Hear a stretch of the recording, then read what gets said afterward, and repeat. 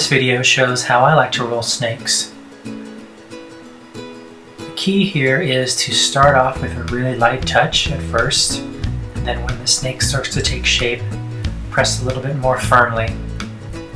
And I'm going to go through the step-by-step in slow motion just a second here.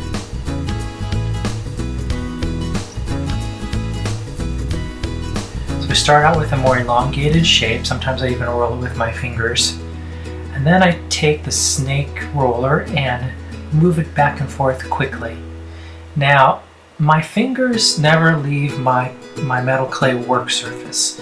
So basically, I have a little gap between the plastic and the work surface. And that's where the snake is. Then I glide that snake roller back and forth until I get it to the length that I want to.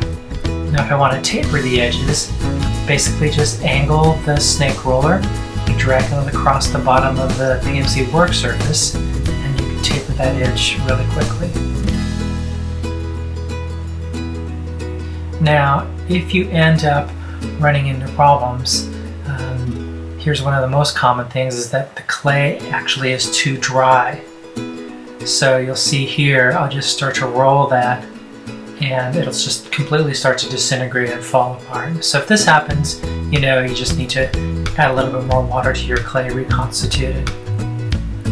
Here's the right way one more time. I just roll it out a little bit with my fingers and then use the snake roller to roll back and forth.